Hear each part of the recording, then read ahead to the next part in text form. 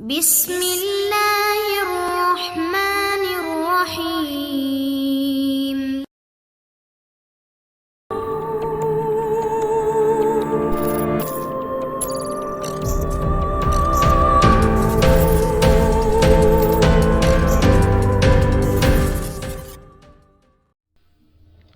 السلام علیکم دوستو، Imran series novel Juliana top action by Mazhar Kaleem M اے۔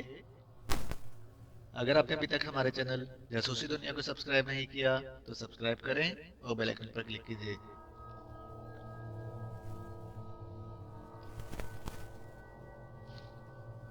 عمران نے منہ بناتے ہوئے جواب دیا اور میڈونا ایک بار پھر ہنسنے لگی۔ آپ ہنس رہی ہیں؟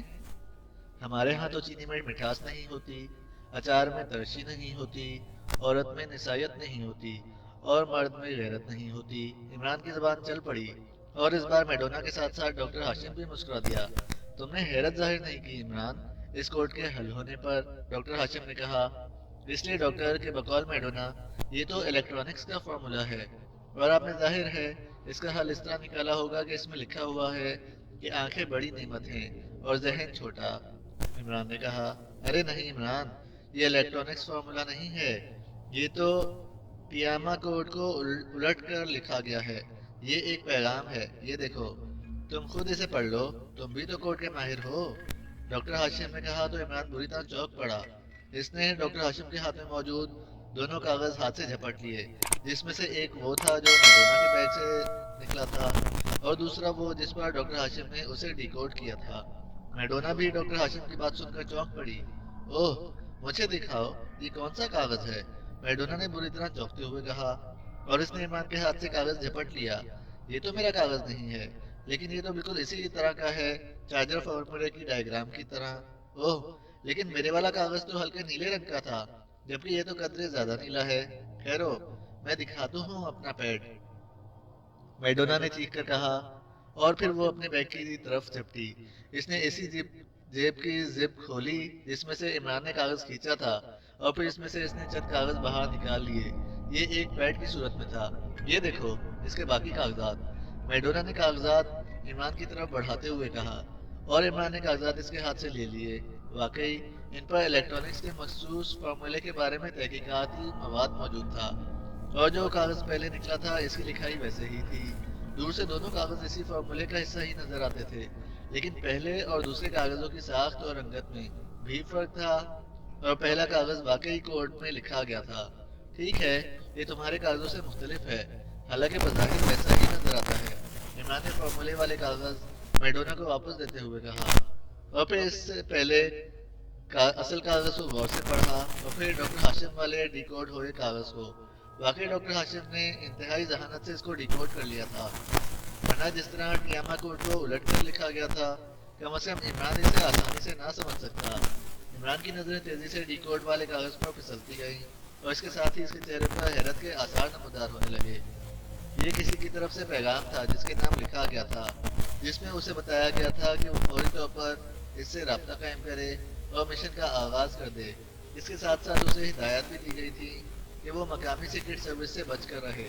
کیا لکھا ہوا ہے اس میں؟ مجھے تو بتاؤ، میڈونا نے حیرت بھرے لہجے میں کہا۔ بس عام سا پیغام ہے، تم یہ بتاؤ کہ یہ کاغذ تمہارے بیگ میں آیا کیسے؟ کوئی اندازہ؟ عمران نے دونوں کاغذ جیب میں ڈالتے ہوئے سنجیدہ لہجے میں کہا اور میڈونا نے آنکھیں بند کر لی۔ ہاں، بالکل ایسا ہی ہوا ہوگا۔ میں پرسوں ہیمرگ یونیورسٹی کیمپس سے روانہ ہوئی تھی اور رات میں نے دارالحکومت کے ایک سستے سے ہوٹل میں گزاری تھی۔ وہاں میں رات کو چونکہ فارغ تھی اس لیے میں اس فارمولے پر کام کرتی رہی اور پھر اسی طرح پڑھتے پڑھتے میں سو گئی۔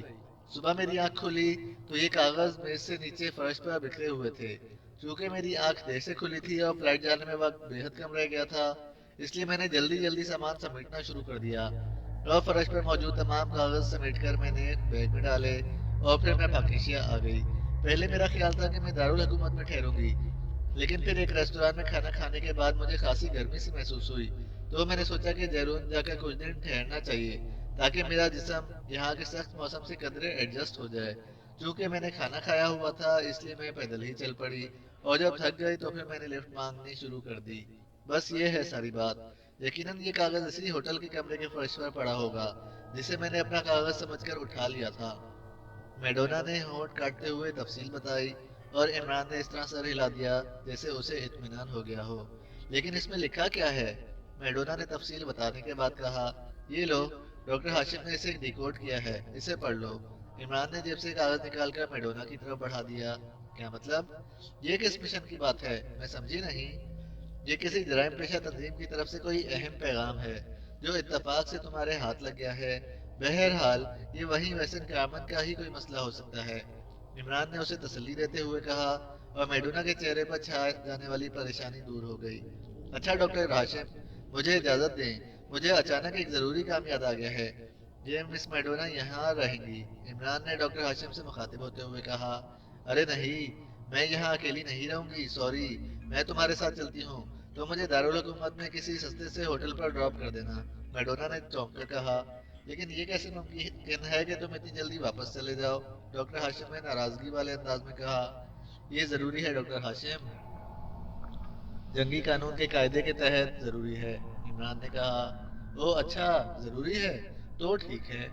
डॉक्टर हाशिम ने जल्दी से सर हिलाते हुए कहा और इमरान मैडोना को अपने पीछे आने का इशारा करते हुए तेजी से दरवाजे की तरफ बढ़ गया। मैडोना ने महसूस किया था कि कागज मिलने के बाद इमरान की आंखों में परेशानी झलक उठी थी, लेकिन जाहिर है वो क्या कह सकती थी। और उसे तो ये सोचकर ही खौफ आया था कि ईमान के बजाय इन पागलों के दरमियान अगर इसने एक लम्हा भी गुजार दिया तो न जाने इसका क्या हश्र हो। इसलिए इसने साथ ही वापसी का फैसला कर लिया था। जूलिया की नजरें जैसे ही रेस्टोरेंट के बोर्ड पर पड़ी, इसके मुंह से खुद ब खुद इत्मीनान भरा सांस निकल गया। वो आज शॉपिंग करने निकली थी और घूमते फिरते इस बुरी तरह थक गई थी कि किसी पुरसुकून माहौल में कुछ देर बैठकर आराम करना चाहती थी। क्योंकि ये दारुल हुकूमत का इंतहाई गुंजान बाजार था और इस कार पार्किंग की हुई जगह ना होने की वजह से वहां से काफी दूर मौजूद थी, इसलिए वो वापस जाने से पहले कहीं आराम करना चाहती थी। लेकिन उसे पूरी तरह थक जाने के बावजूद कहीं कोई रेस्टोरेंट नजर नहीं आ रहा था।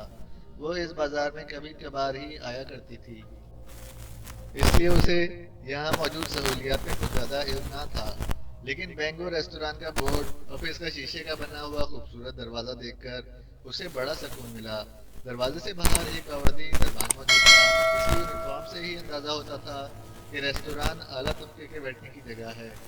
जूलिया ने कदम रेस्टोरेंट के दरवाजे की तरफ बढ़ाए तो दरबान ने उसे सलाम किया और बड़े अदब से दरवाजा खोल दिया। जूलिया सर हिलाती हुई अंदर दाखिल हुई। रेस्टोरेंट का हाल खासा खूबसूरत था, लेकिन रेस्टोरेंट में रश भी खासा था क्योंकि इस बाजार के साथ ही कमर्शियल दफातर भी कसी तादाद में मौजूद थे।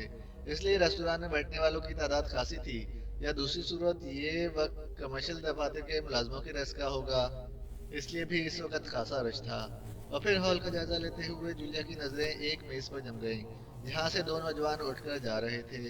जूलिया जल्दी से इस मेज की तरफ बढ़ गई। यस मैडम, मेरे बेरे ने बड़े मौजबाना अंदाज में करीब आकर पूछा। कॉफी, जूलिया ने कहा और बेरा यस मैडम कहकर वापस चला गया। कॉफी जल्दी ही सर्व कर दी गई और जूलिया कॉफी सिप करते हुए अपने आप को बड़ी रिलैक्स महसूस करने लगी। उसे ऐसा एहसास हो रहा था जैसे थकावट इसके हिसाब से किसी गिरद की तरह छटती जा रही हो। इसकी रग में ताजगी की लहरें दौड़ने लगी।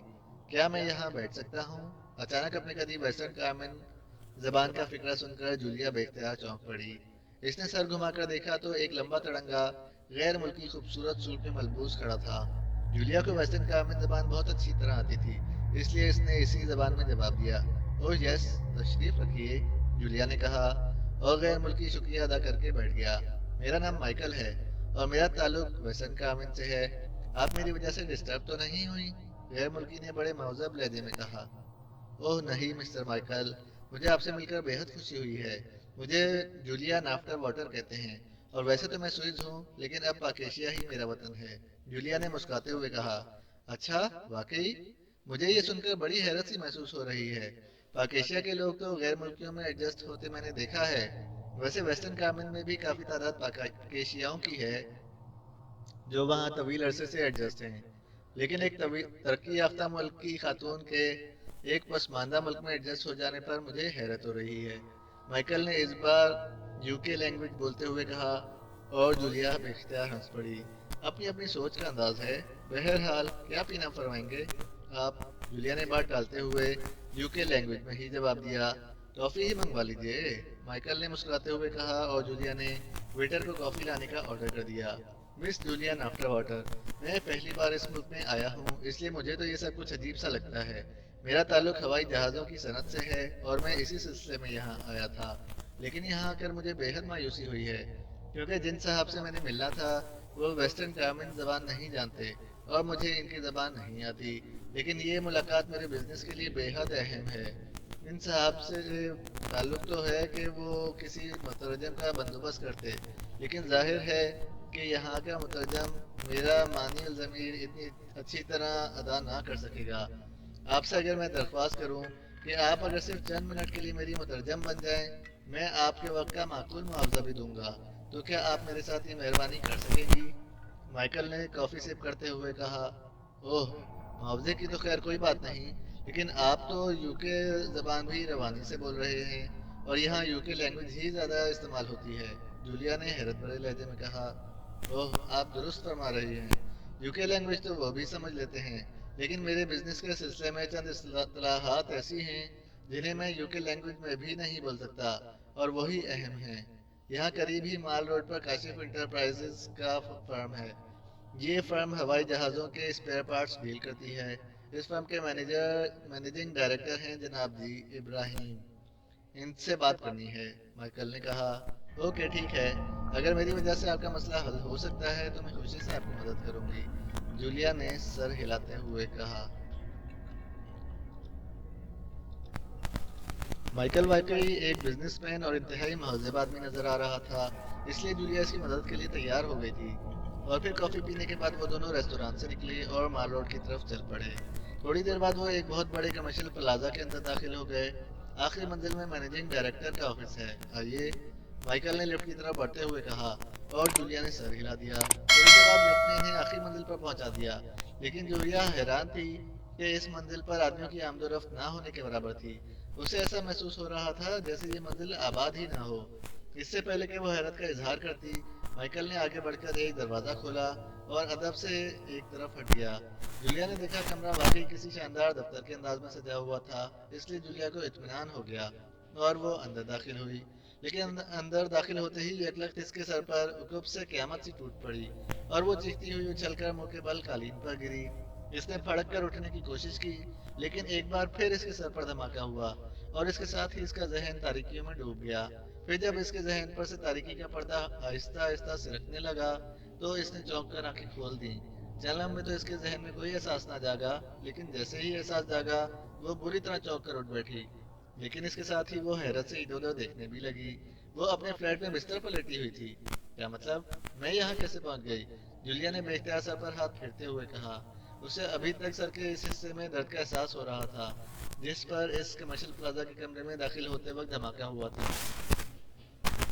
इसके जहन में रेस्टोरेंट से निकलकर माइकल के साथ इस कमर्शियल प्लाजा में जाने और फिर सर पर क़यामत टूट पड़ने तक की फिल्म तेजी से चल रही थी। वो उछलकर खड़ी हो गई। इसने अपना लिबास देखा, लिबास बिल्कुल ठीक था, ना कहीं से नुचा था ना फटा था। ये क्या चक्कर है? जूलिया ने हैरत भरे अंदाज में बड़बड़ाते हुए कहा और फिर होंठ काटती हुई वो फ्लैट के दरवाजे की तरफ बढ़ी ही थी कि दरवाज़ा खुला और दूसरे लम्हे वो ये देखकर चौंक पड़ी कि दरवाजे से इसका हमसाया नौजवान यासिर, जो किसी यूनिवर्सिटी में पढ़ता था, अंदर दाखिल हो रहा था।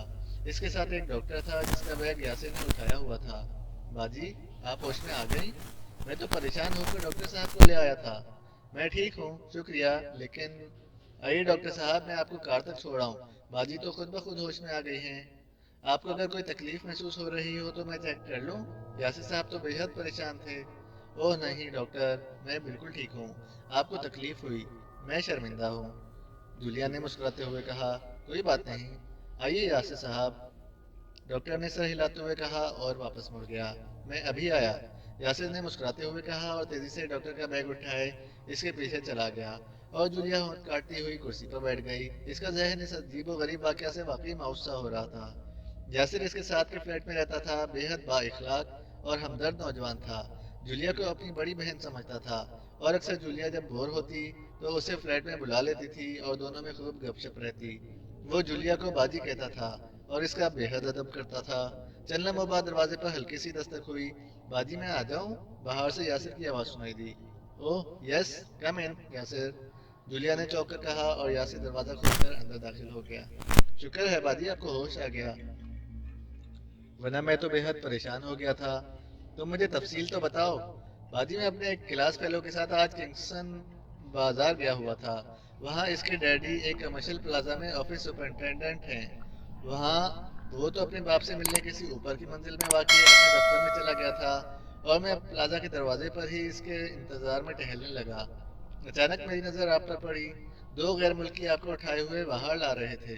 میں تیزی سے ان کی طرف بڑھا تو انہوں نے بتایا کہ یہ خاتون اچانک راہداری میں بے ہوش ہو گئی ہیں، اب وہ انہیں ہسپتال لے جا رہے ہیں۔